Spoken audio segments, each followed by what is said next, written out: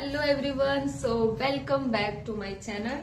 तो आज की वीडियो वो होने वाली है how to write in AKTU exam. तो लास्ट मैंने एक वीडियो बनाई थी how to score good marks in AKTU, but मैंने उसमें कुछ पॉइंट्स बताए थे कि जैसे how to write in exam का सेक्शन था, उसमें मैंने कुछ पॉइंट्स बताए थे कि ये करना है, ये करना है, ये करना है, पर उसमें डिटेलिंग नहीं थी कि लोगों को उसमें भी ऐसा डाउट रह सकता है ना कि इतने पेज में, मतलब कि लॉन्ग आंसर में कितने पेज भरने जरूरी है, या शॉर्ट्स में कितने आंसर्स लिखना जरूरी है, या आंसर्स को लिखने का कोई एक पैटर्न होगा। मतलब बहुत सारी चीजें हैं जो मैंने तो उसमें सिर्फ इंपॉर्टेंस बता दिए कि आपको पॉइंट्स में लिखने हैं, आपको फ्लो चार्ट का यूज करना है, आपको ये करना है, आपको वो करना है। पर कुछ लोगों को फिर भी कुछ डाउट्स रह जाते हैं क्योंकि वो डिटेल्ड नहीं था, वो हाउ टू स्कोर ना कि हाउ टू राइट। तो मैंने सोचा इसके ऊपर मैं अलग से एक वीडियो लाती हूँ जो आप लोगों की शायद हेल्प कर सके। तो लेट्स गेट स्टार्ट। तो मेरे इसमें चैनल में कुछ प्रॉब्लम थी, तो मैं जो भी कमेंट्स थे उस वीडियो पे, उसके मैं आंसर्स नहीं कर पा रही थी एग्जैक्ट टू सी के नीचे रिप्लाई, कुछ के कर पा रही थी, कुछ के नहीं। ऐसा नहीं है कि मैं कमेंट्स देख नहीं रही हूँ या मैं उन्हें रिप्लाई करने की कोशिश नहीं कर रही हूँ। तो उसमें एक चैनल्स के लिए भी था। तो अगर किसी को कोई चैनल चाहिए for specific year, for specific semester, तो प्लीज मुझे बताइए। मुझे ऐसे नहीं पता चलेगा कि आपको किस ईयर की और किस सेमेस्टर के चैनल्स के रिक्वायरमेंट्स हैं। बाकी जो भी मैंने वो दो चैनल्स के नेम बताए थे, एक मल्टी एटम, एक क्या था वो, गेटवे क्लासेस, तो ये सारे मैंने वन शॉट को दिमाग में रख के बताया था। अगर आपको मतलब अच्छे से सब कुछ पढ़ना है या फिर कोई स्पेसिफिक सब्जेक्ट के लिए चैनल चाहिए तो आप लोग मुझे बताएंगे, तभी वैसे मैं ट्राई करूंगी एक शॉर्ट वीडियो में चैनल्स के नाम बताने की। बाकी क्योंकि इस वीडियो में ही सब कुछ बहुत ज्यादा लॉन्ग हो जाता है, फिर मुझे नहीं लगता कि लॉन्ग वीडियोस कोई देखना प्रेफर करता है, तो दैट्स वाई। तो मैं ट्राई करूंगी कि शॉर्ट वीडियो में चैनल्स के नेम बता दूं। तो अभी आज इस वीडियो में how to write in AKTU exam पर फोकस करते हैं, और थोड़ी सी अपडेट देना चाहती हूँ मैं डीएससी की। तो लास्ट मैंने 10 तारीख को डीएससी की थी, उसके बाद से मेरे इंटरनल के बाद मेरे एग्जाम वगैरह सब चल रहे थे, मतलब इंटरनल एग्जाम पीयूटी। तो और हमें गैप बिल्कुल भी नहीं दिया गया था, और पहले से इतनी अच्छी से कुछ पढ़ाई थी भी नहीं कि मैं साथ में मैनेज कर पाती। तो दैट्स वाई मैंने कुछ टाइम तक नहीं किया था। तो आज मैंने अभी तक सॉर्टिंग थोड़ी सी रिवाइज की है, क्योंकि ये मेरे एग्जाम में भी है तो हमारा एक सब्जेक्ट है डाका, तो DAA, तो उसमें मतलब कि एल्गोरिदम और ये सारी चीजें हैं। तो दैट्स वाई मैंने सॉर्टिंग रिवाइज की, ताकि मेरा उसका भी रिवाइज हो जाए डीएसए के लिए भी, और मैं इस अपने एग्जाम वाले सब्जेक्ट को भी रिवाइज कर सकूं। और आज मैं स्टार्ट करने वाली हूँ बैक ट्रैकिंग। तो मेरे एग्जाम भी चल रहे थे, इंटरनल प्रैक्टिकल हुए, उसके बाद मेरे पीयूटी स्टार्ट हो गया, और उसके बाद मेरी तबीयत भी नहीं सही थी। तो इन सब चक्करों में मैंने कुछ भी नहीं किया था रियली। मैंने 40 डेज का चैलेंज जो है कंप्लीट किया, उसके बाद ये सब स्टार्ट हो गया। तो एग्जाम के बाद मेरे वैसे अभी के लिए एग्जाम पोस्टपोन्ड हो चुके हैं। जो 23 को एग्जाम थे वो शिफ्ट होकर 28 को चला गया है, 29 को। तो अभी के लिए थोड़ा सा मैं रिलैक्स हो गई हूँ कि मैं इसलिए सोचा मैं बैक ट्रैकिंग स्टार्ट करती हूँ। थोड़ा थोड़ा एग्जाम के पॉइंट ऑफ व्यू से पढ़ती हूँ, थोड़ा डीएस से फोकस अपना मतलब कंटिन्यू करती हूँ, क्योंकि बहुत कम ही टाइम इतना है नहीं। और एग्जाम के लिए मुझे लगता है मुझे एक ही सब्जेक्ट हो जो बहुत ज्यादा ध्यान से, बाकी मैंने काफी कुछ पढ़ा हुआ है, तो मैं काफी कुछ थोड़े कम टाइम में भी पढ़ सकती हूँ। तो अभी फोकस। तो गाइस स्टार्ट करते हैं। तो फर्स्ट पॉइंट है observe understand AKTU exam pattern. तो सबसे इम्पोर्टेंट चीज यही है जो कि इंसान या फिर जो भी स्टूडेंट्स हैं वो इसी को इग्नोर कर देते हैं। तो पहले तो आप एकेटीयू एग्जाम पैटर्न समझिए, पीवाईक्यू देखिए, और सिलेबस के अकॉर्डिंग अपने एग्जाम पैटर्न को देखिए कि किस टाइप के क्वेश्चंस आ रहे हैं, कौन से क्वेश्चन ज्यादा रिपीट हो रहे हैं, ताकि आपकी तैयारी उस अकॉर्डिंग हो सके, और आप अच्छे से एग्जाम को मतलब जब पढ़े रहेंगे अच्छे से तो ही एग्जाम को लिख सकेंगे। वरना तो ये जो भी how to write in exam है वो किसी काम का नहीं है। तो इसीलिए सबसे पहले आप एकेटीयू के पैटर्न को समझिए, पीवाईक्यू देखिए। ये सारी चीजें होने के बाद ये तो आपके एग्जाम हॉल में ही काम आएगी कि कैसे लिखना है, पर पहले से कुछ चीज़ें पता होंगी तो ही आप अप्लाई कर सकते हैं। So second point in right in points. तो ये भाई सबसे इंपॉर्टेंट चीज़ है कि आप छोटे बच्चे नहीं रह गए हो कि आप सो मच ऐसे पैराग्राफ लिखते जा रहे हो। तो आप कोशिश करना ऐसे पॉइंट वाइज, लाइक तुमने किसी चीज़ पे लिखा तो उसमें पॉइंट हो, फिर दूसरा पॉइंट, इस तरीके से लिखो। आप पैराग्राफ में लिखने की कोशिश मत करना, बहुत बहुत ज़्यादा ही बुरा लिखने का तरीका होता है। तो पॉइंट्स में लिखना, और अपना हर मतलब कि अगर एग्जाम तीसरी पॉइंट जो है वो है डायग्राम और क्रिएटिविटी सॉरी। तो डायग्राम इज बहुत ज़रूरी है, और खास करके थ्योरी एग्जाम में डायग्राम सबसे इम्पोर्टेंट चीज़ होती है।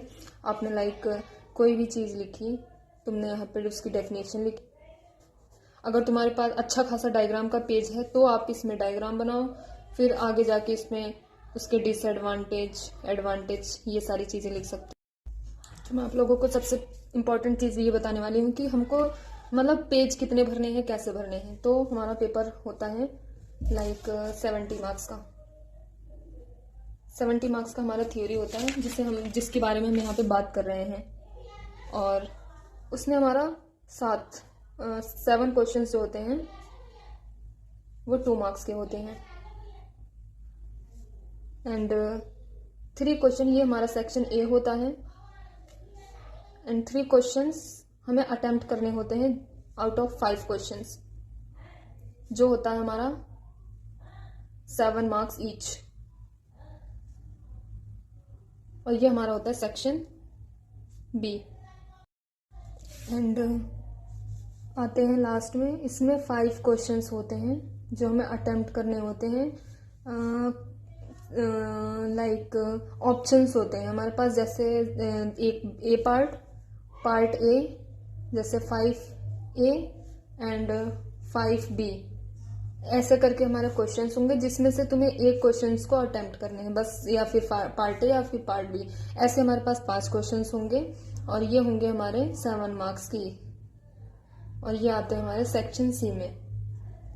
बेसिकली आपको क्या करना है, 7 मार्क्स के 7 क्वेश्चन जो होंगे 2 मार्क्स के, उनके आंसर्स को क्या करना है, 1 पेज में लिखना है, 1 पेज ईच आंसर्स। तो ये हमारे कितने हो गए, 7 पेज। अब आते हैं हम सेक्शन बी पे, जिसमें हमें 3 क्वेश्चंस को अटेम्प्ट करने हैं। इसमें आते हैं मतलब हमारे पास 7 मार्क्स। तो at least you have to write 3 pages. हम इसमें 3 पेज लिखेंगे, जो कि हमारे हो जाएंगे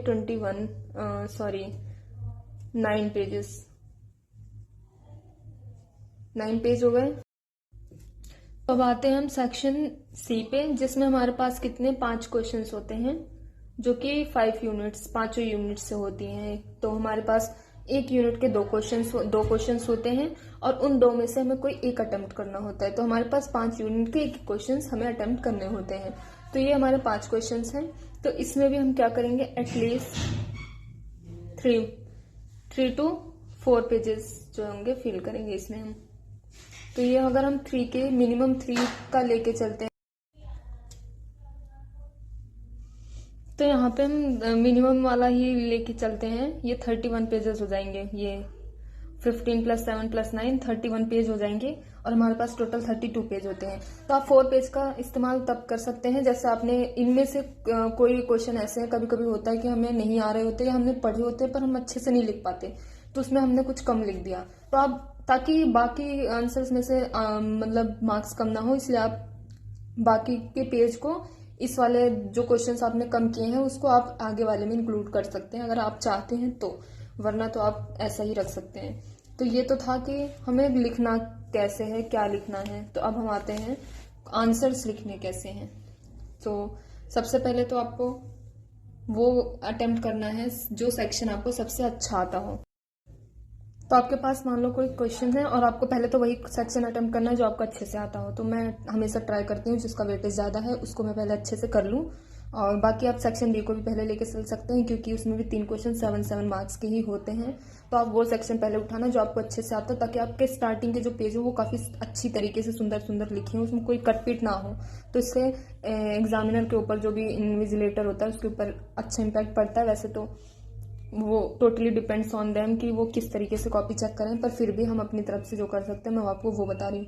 तो आपको क्या करना है, जैसे आपने सेक्शन सी लिखा तो उसे आप बोल्डली डिफाइन करो। 2 पेन का यूज करो प्लीज। 1 पेन यूज करने से सेक्शन ए, और उस सेक्शन में आपने मान लो कि आंसर नंबर 3 लिया और उसका पार्ट यहाँ पे एक्सप्लेनेशन लिखा, डिसएडवांटेज, एडवांटेज, और उसके बाद आते हैं लास्ट पार्ट, इसका कंक्लूजन क्या होगा। तो ये था मेरा बोनस टिप जो मैं अपने एग्जाम में यूज करती हूँ। बाकी आप लोग 1-2 बार एग्जाम देंगे, आपको खुद समझ में आ जाएगा। और हाँ, मोस्ट इम्पॉर्टेंट चीज, ये जो भी डायग्राम यहाँ पे बनाओगे वो use pen for diagram, pencil से कोई भी डायग्राम मत बनाना। और इम्पॉर्टेंट चीज को हाईलाइट करना, इम्पॉर्टेंट चीज को हाईलाइट कर देना, या फिर कोई कीवर्ड, या फिर आप लोग किसी चीज को हाईलाइट करना चाहते हैं तो उसे बॉक्स में डाल दो, या फिर उसके नीचे ऐसे अंडरलाइन कर दो। और हेडिंग वगैरह को थोड़ा डार्क रखने की कोशिश करना, बोल्ड, ताकि उन्हें पता चल जाए तुमने लिखा क्या है। तो ये था मेरा थोड़ा सा, मैंने आपको अपनी टेक्निक बताई कि मैं कैसे लिखती हूँ, जिसकी वजह से थोड़ा अच्छे खासे मार्क्स आ सकते हैं। एक क्वेश्चन का एग्जांपल और लेते हैं। यहाँ पे जैसे लिखा है what is defuzzification, explain different type of defuzzification. तो मैं पहले क्या करूंगी, इसमें डिफजिफिकेशन क्या होता है डिटेल एक्सप्लेन कर दूंगी। तो इसको एक्सप्लेन करने के बाद मैं इसके टाइप्स को फ्लो चार्ट के बेसिस पे समझाऊंगी। लाइक आपको अगर ऐसे करके फ्लो चार्ट बनाना है कि types of this and this, ऐसे बना दो। आपको ऐसे करके, मतलब कोई भी क्रिएटिविटी आप यहाँ पे दिखा सकते हैं अपने फ्लो चार्ट को या अपने टाइप्स को दिखाने को। टाइप्स अलग अलग देखने की जरूरत नहीं पड़ेगी, और ऑफकोर्स सी बात है आपके पेज भी थोड़ा भरेगा और अच्छा। तो आपने ये टाइप बना दिया, उसके बाद उसके टाइप्स के एक्सप्लेन करोगे, उसके बारे में थोड़ा एडवांटेज डिसएडवांटेज, बाकी चीजें आप थोड़ी बहुत अपने तरफ से लिख देना। पर जो भी लिखना सही लिखना, ऐसे उल्टा सीधा कुछ भी लिखने की जरूरत नहीं है भाई। तो ये था, तो ये सब तो था थ्योरी एग्जाम के लिए। तो आप न्यूमेरिकल के लिए इतना पेज वेज का इंपॉर्टेंस नहीं होता। न्यूमेरिकल बेसिक जो कॉन्सेप्ट है उसको लगाइए, उसको करिए। अगर आपको न्यूमेरिकल पूरा नहीं आता तो भी आप क्या करिए, उसको अटेम्प्ट करिए। जितने स्टेप्स होते हैं उसको स्टेप्स को कंप्लीट करिए। तो ये था इसका। और ये सब करने के बाद एक मैं आपको रियलिटी चेक देना चाहती हूँ। आप कितना भी अच्छे से एग्जाम कर लें, आपके 30 to 50 मार्क्स ही रह पाएंगे ऑन एन एवरेज। एक ट्यू जो है एवरेज, बिलो एवरेज मार्क्स ही देता है, आप कुछ भी कर लो। मेरे साथ भी ऐसा हो चुका है। सब कुछ अच्छे से करके आने के बाद भी आपके मार्क्स इससे ज्यादा बढ़ने के बहुत कम ही चांस है, बहुत कम ही बच्चों को मिलते हैं। न्यूमेरिकल में अगर आप अच्छे से कर रहे हैं तो मे भी चांसेस हैं, बट थ्योरी एग्जाम में ऐसा बहुत कम ही पॉसिबल है। तो प्लीज इससे डीमोटिवेट मत होना मेरी तरह, मैं भी हो चुकी हूँ एक बार। सो प्लीज ध्यान रखिए इस बात का। तो that's all for today's video. I hope कि मैंने सारी चीजें अच्छे से एक्सप्लेन की हूँ, आप लोगों को चीजें समझ में आई हूँ, थोड़ी सी आपकी हेल्प हुई हो। तो ये सारी चीजें मैंने थोड़े से अपने एक्सपीरियंस ऑब्जर्वेशन के बेसिस से बताई हैं। तो देखते हैं आपके लिए कितना हेल्पफुल रहता है। तो best of luck for your exam. तो अगर मैंने ट्राई किया है कि इतनी सारी चीजें डिटेल में बता दूं और इसके बाद आपको कोई डाउट ना रहे, अगर इसके बाद भी थोड़े बहुत कुछ डाउट्स हैं तो प्लीज कमेंट जरूर करिएगा, मुझे बताइएगा कि क्या है क्या नहीं। तो तब तक मिलते हैं नेक्स्ट वीडियो में। Till then tata bye.